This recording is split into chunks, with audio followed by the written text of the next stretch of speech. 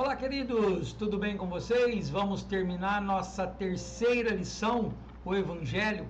A aula passada falamos muito sobre o pecado, sobre as consequências do pecado, sobre a morte física e a morte espiritual, sobre o poder da carne sobre o nosso espírito, sobre a necessidade grave de se arrepender e não cometer mais pecado. Nessa aula agora nós vamos falar sobre salvação. Vamos falar o que nós ganhamos quando aceitamos a salvação de Cristo. Isso, porque a salvação nós temos que aceitar. Jesus morreu por nós na cruz, mas não foi de graça, foi pelo sangue dele. Foi uma graça imerecida. Vamos lá então? Não esqueça de comentar. Eu preciso muito que comentem, tá bom? Então vamos lá, dando continuidade à nossa aula. A salvação. Nessa ilustração de cara mostra, né? É uma mão ferida, como se fosse a mão de Cristo buscando a gente. O que é a salvação? Resultado da redenção efetuada por Jesus Cristo na cruz do Calvário. Ou seja, a nossa salvação ela só se deu por causa de Cristo na cruz do Calvário. Poderíamos entrar mais teologicamente para mostrar que no Velho Testamento o pecado era anulado quando matavam um cordeiro puro, imaculado, só que todo ano tinha que fazer esse ritual, e que a morte entrou através de Adão, mas por Cristo ela veio a salvação, e poderia ser mais teológico. Mas o que eu quero que você entenda é o que é a salvação, o básico, e o que acontece quando você levanta a mão e diz: eu aceito Jesus como meu Senhor e Salvador. O que acontece quando diz em João 1, capítulo 12, que nós passamos de criatura para filhos de Deus. Então vamos lá.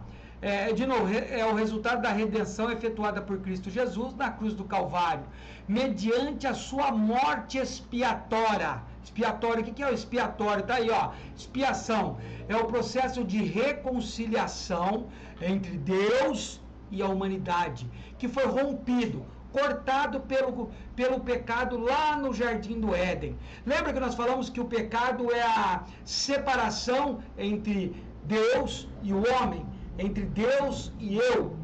A salvação justamente é o contrário, é a ligação entre Deus e eu de volta. Aquilo que o pecado tinha separado, a salvação veio e ligou novamente, que nos livra da condenação eterna por causa do pecado. E está lá, ó.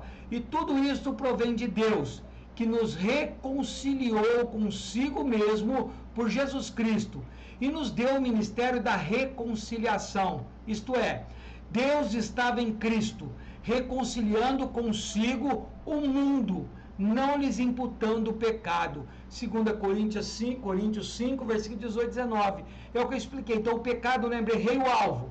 Pequei, me afastei de Deus. A salvação fez...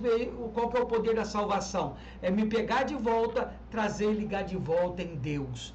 Ou seja, o pecado que me afastava de Deus, que me levava para o fogo eterno, agora ele não tem poder sobre a salvação. A salvação veio dar uma carta para nós dizendo: agora você é livre, agora você não é mais escravo do pecado. O que é a salvação? É um ato soberano e da infinita misericórdia de Deus. A salvação não tem nada para mim, eu não sou responsável por nada. Vamos dizer, não depende de mim. A salvação é de graça. Depende de mim aceitá-la para caminhar com Deus e reconciliar com Deus. Porque pela graça sois salvos, por meio da fé. E isso não vem de vós, é dom de Deus. Não vem das obras, para que ninguém se glorie. Efésios 2, versículo 8 e 9. Ou seja, a salvação verdadeira, ela não depende de mim, de você. Ela é de graça. Nós ganhamos ela pelo ato do Calvário, pelo dom de acreditar no Senhor, de entregar a Ele, de pedir a reconciliação, o arrependimento dos pecados. Não depende de mim. Não adianta eu fazer, ajudar as pessoas, ter um ato misericordioso. Isso é obrigação de quem já é salvo. Mas não é eu doando que eu vou herdar a vida eterna. Não é eu fazendo uma caridade gigantesca, eu levantando dinheiro, fazendo o que eu... Não é. A salvação, entenda, ela não é por nosso mérito. Não importa se eu faço ou deixo de fazer, a salvação é por Cristo Jesus. Quanto que custou a salvação? Está lá em Isaías 51, versículo do 1 ao 13. Isso eu gostaria que você abrisse a Bíblia e lesse. Isaías 53, do capítulo 1 ao 13, quando Isaías está profetizando e dizendo o que aconteceria para que nós fôssemos salvos. Eu quero que você leia isso daí. Pega a tua Bíblia e lê. Se quiser pode dar uma pausa aqui. Dá uma pausa e lê. Vamos fazer igual no outro vídeo? Dá uma pausa, leia Isaías do 1 ao 13 e coloca no comentário o que você achou desse texto. Medita nesse texto um pouquinho aí. Vamos fazer isso? Combinado? Posso contar com você? Então vamos lá, Isaías capítulo 55, versículo do 1 ao 13. Lê e coloca no comentário o que você sentiu desse texto. Se você entendeu qual foi o preço pago por Jesus para a tua salvação. E quanto custou para nós? Isaías 55, 1. Esse eu vou até ler aqui, ó. Vou pegar minha Bíblia aqui, ó. Isaías 55, 1. Quanto que custou para nós? Quanto que custou para mim e para você aí, ó? A salvação. Isaías 55, versículo 1. A vós, todos que tendes sedes, vinde às águas, e os que não tendes dinheiro, vinde comprai e comei. Sim, vinde comprai sem dinheiro e sem preço, vinho e leite. Ou seja, aquele que não tem dinheiro vem. A salvação é de graça. A salvação é por Deus, não é mérito teu e nem meu. Espero que você tenha comentado aí, hein? Vamos dar sequência? Então, lembra e comenta aí. Dando sequência... os aspectos da salvação, isso é importante. Muitas pessoas vão para uma igreja, aceitam Jesus, levanta sua mão, aceitou, sentiu a salvação, o Espírito Santo veio em você, agora você está salvo. Você não está salvo, você está num processo de salvação. Você está na condição de ser salvo. O que acontece quando eu aceito Jesus? Erguei minha mão, aceitei Jesus, eu não sei mais o que acontece. O que acontece? 3 coisas acontecem naquele momento que você aceita Jesus. Por isso que tem que ser publicamente. Por isso que tem que ser na frente de todos. Primeira coisa, é a justificação. O primeiro é instantâneo. Levantei a mão, aceito Jesus, fiz minha declaração. Na hora, é instantâneo o aspecto da salvação. Ocorre imediatamente ao aceite do sacrifício de Jesus Cristo, tornando-nos justificados e reconciliados com Deus. Porque como pela desobediência de um só homem, lembra quem era o homem que desobedeceu? Adão. Muitos foram feitos pecadores. Assim, pela obediência de um, Jesus, que foi obediente até a morte de cruz, muitos serão feitos justos. Romanos 5, versículo 19. Então entenda, primeiro é a justificação. A partir do momento que eu falei assim, eu aceitei Jesus, eu aceito o teu sacrifício no Calvário, eu aceito a condição de ser teu filho, eu aceito negar os pecados, eu aceito tentar andar em santidade. A partir desse momento, instantaneamente, eu sou reconciliado com Deus, eu sou ligado de volta à videira, eu faço parte de novo da ligação entre Deus e a humanidade. Segundo processo que acontece, aspecto que acontece assim que eu sou salvo, a regeneração. O segundo também é instantâneo. Na hora que eu ergo a mão, acontece a mesma coisa. É instantâneo o aspecto de salvação. É o evento de intronização do Espírito Santo na vida do homem, convertendo-o de desgarrado filho de Deus e gerador de frutos, conforme Gálatas 5:22. E aí o versículo diz assim, mas a todos quanto receberam, deu-lhes o poder de serem feitos filhos de Deus, aos que creem no seu nome. João capítulo 1, versículo 12. A partir do momento que você ergueu a mão, o Espírito Santo vem morar dentro de você, vem fazer morada no teu interior, e a partir daquele momento começa um processo de regeneração, de mudança, convertendo de largado, de perdido, de ovelha abandonada para filho de Deus. Antes disso, queridos, a Bíblia diz que nós somos criaturas de Deus, criados por Ele. Somente somos filhos quando cumprimos João capítulo 1, versículo 12. E hoje Deus veio só para os judeus. Mas você vai ler no versículo 1, capítulo 11, que os dele não aceitaram, rejeitaram. E a partir daquele momento ele escreve isso. Então a todos aqueles que ergueu a mão e que aceitou, eu dou o poder para ele de ser chamado filho de Deus. Vamos lá, lembrando, levantei a mão.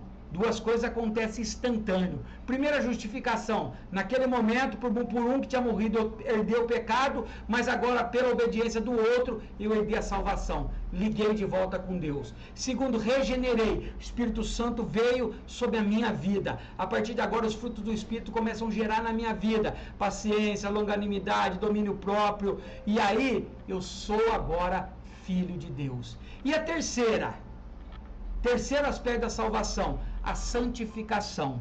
O terceiro e gradativo aspecto da santificação tem seu início na conversão, ou seja, a santificação não é instantânea igual a justificação e a regeneração. Ou seja, esquece essa ideia que você aceitou Jesus hoje, amanhã você é santo. Você não vai pecar mais. O processo de santificação. O que é santificação? Santificação é fugir do pecado.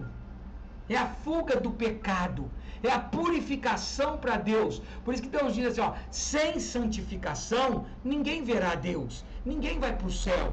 Porque quando eu não tenho santificação, eu tenho pecado. Entendeu? Então a santificação é a separação do homem do pecado. Lembra, o pecado é a separação do homem de Deus. A santificação é a separação do homem do pecado. Você vai gradativamente parando de pecar, mudando tuas atitudes, tua transformação. Por isso que ele diz, ó, porque nos chamou Deus para a santificação. 1 Tessalonicenses 4:7. É a busca incessante do homem justificado, lembra lá em cima? Justificado, regenerado, ou seja, do homem que já está ligado com Deus, que já tem o Espírito Santo e está produzindo o fruto do Espírito, e permitir aturar o Espírito Santo em sua vida. Ou seja, a partir desse momento da santificação, você vai começar a ouvir o Espírito Santo. Não faça isso. Esse é errado. Devolva isso que não é teu. Peça perdão. Você vai ver o Espírito Santo trabalhando em você no processo de santificação, até se tornar o varão perfeito para Deus. Outro versículo. Deixemos em todo o embaraço e o pecado, que de tão perto nos rodeia, e corramos com paciência a carreira que nos está proposta, olhando para Jesus, o autor e consumador da fé. Olha o que o escritor aos Hebreus diz. A partir desse momento, nós temos que deixar de lado todo embaraço, todo engano e todo pecado que tão perto nos rodeia, que tão grudado em nós nos rodeia, e olhando para Cristo, que é o alvo. Lembra, o pecado é errar o alvo? Agora eu estou em santificação, eu tenho que acertar o alvo, olhando para Jesus, que é o autor e consumador da nossa fé. Último texto, segue a paz com todos, e a santificação, sem a qual ninguém verá o Senhor. Hebreus 12:14. Entendeu? Conseguiram entender o aspecto da salvação? O que acontece quando de verdade você entrega a tua vida ao Senhor? Essas três coisas acontecem. Você é justificado pelo sangue de Cristo. Você é regenerado com o Espírito Santo. E você começa um processo de santificação. É como se tivesse em você escrito assim, ó, em obras, eu estou melhorando a cada dia. Amém? Vamos dando continuidade para acabar. Acredito que é o último slide isso. A salvação, ela é, primeiro, gratuita, porque pela graça sois salvo. Efésios 2:8. Mas entenda, ela é gratuita, mas não foi de graça. Foi pelo sangue de Cristo. Você leu lá em Isaías 53, do 1 ao 3. O que foi que teve que acontecer para que nós recebêssemos gratuitamente a salvação? Segundo, ela é pessoal, de maneira que cada um de nós dará conta de si mesmo a Deus. Romanos 14:12. O que quer dizer? A salvação é individual. A salvação não é em família. Não é você salvo, seu marido está salvo. Você salvo, teus filhos estão salvos. Você salvo, teus pais estão salvos. Não! A salvação é individual. Por isso a importância de você pregar para o teu esposo, para a tua esposa, para o teu filho, para o teu pai, para o teu amigo, de você ter no teu coração aquela dor de saber que pode Jesus voltar amanhã, e se eles não tiverem aceitado o Senhor como Salvador, eles vão ficar. É isso que eu tenho que entender, que ela é individual, mas eu tenho que amar o meu próximo. Outra, ela é garantida. Aquele que crê no Filho tem a vida eterna, mas aquele que não crê não verá a vida. João 3,16. Ou seja, Deus te dá uma garantia. Se você se separar do pecado, se você se santificar, trilhar até o final, a salvação é garantida. Lembra aquele texto mais famosíssimo da Bíblia, João 3,16? Porque Deus amou o mundo de tal maneira que deu o teu Filho unigênito, deu, para que todo aquele que nele crê, que crê no sacrifício, que o aceite como Senhor e Salvador, tenha a vida eterna. A salvação para que é? Para ser vivida. Estai, pois, firmes na liberdade com que Cristo nos libertou. Gálatas 5:1. Ou seja, a salvação não é para você viver trancado na tua casa. A salvação não é para você parar de ser feliz. Pelo contrário, hoje você tem liberdade. Hoje você escolhe aonde você quer ir, o que você quer fazer, o que você quer comer, o que você quer beber. É você que escolhe. A salvação é para ser vivida, é para você ter prazer nas coisas do Senhor, sabendo que você vai ter mais saúde, que você vai ter mais dinheiro, que você vai ter mais paz. Então ela é para ser vivida, ela é para ser compartilhada, pois não podemos deixar de falar do que temos visto e ouvido. Atos 4:20. Ou seja, está dizendo, não podemos deixar de falar dela. Ela está mudando a tua vida? Se não tiver, tem algo errado, procura aí. Ela tem que mudar a tua vida. E último, ela é disponível para todos. Porque eu já disse até o versículo, né? Porque Deus amou o mundo de tal maneira que deu seu Filho unigênito para que todo aquele que nele crê não pereça, mas tenha a vida eterna. João 3,16. Ou seja, ela é pro rico, pro pobre, pro preto, pro branco, pro amarelo, pro verde. Ela é pro homem, pra mulher, pra criança. Ela é para todo ser humano, é para aquele que aceita. Ele dá o poder de ser filho de Deus. E o caminho do céu está aí. Observação, para terminar essa lição. O estado de salvo está condicionado à comunhão do homem com Deus. Não é contexto bíblico a expressão, uma vez salvo, para sempre salvo. Entenda, tem muitas igrejas que pregam isso, queridos, que ele entende na teologia dele que uma vez que ele aceitou Jesus, que ele já crê de Jesus e está dizendo que a graça que a salvação é de graça, que você já está salvo. Uma vez só que você levantou a mão, aceitou Jesus, o processo aconteceu na tua vida, você já está salvo. Mas nós vemos na lição passada que as obras da carne, no final ele diz lá, lembra? Esses que cometem tais coisas não herdarão o reino de Deus. Se você aceitou Jesus, mas continua pecando, queridos, não foi uma aceitação certa. Tem que reconciliar com Deus, porque se você não tiver em santidade, ninguém verá a Deus. Santidade, santificação é a separação do homem do pecado. Conseguiu entender? Deu para encerrar essa lição com chave de ouro? Consegue colocar nos comentários para mim? Olha, você vai ter dias para colocar as lições em ordem. Olha, as irmãs que estão um pouquinho atrasadas, irmãos aí, acelera o passo. Semana que vem a 4ª lição, maravilhosa. Olha que não foi tão grande, só 2 dias de lição. Assista eles mais de uma vez. Pega lá para quinta-feira, assiste ele de novo. Tá bom? Eu vou gravar depois a aula da Escola Bíblica. Quem quiser me pede também a 4ª lição da Escola Bíblica. Quero te agradecer muito. Vamos orar para encerrar essa lição? Senhor, Deus meu, Deus Todo-Poderoso, obrigado, Senhor, por encerrarmos aqui a 3ª lição. Assuntos muito importantes, pecado e salvação. Espero que todas as dúvidas tenham sido tiradas, papai. Que Satanás não arranque a semente do aprendizado do coração de cada um. Seja com cada um, abrindo os olhos e ouvidos espirituais, dando sabedoria que vem do alto. É o que te pedimos em nome de Jesus. Amém e amém. Deus vos abençoe.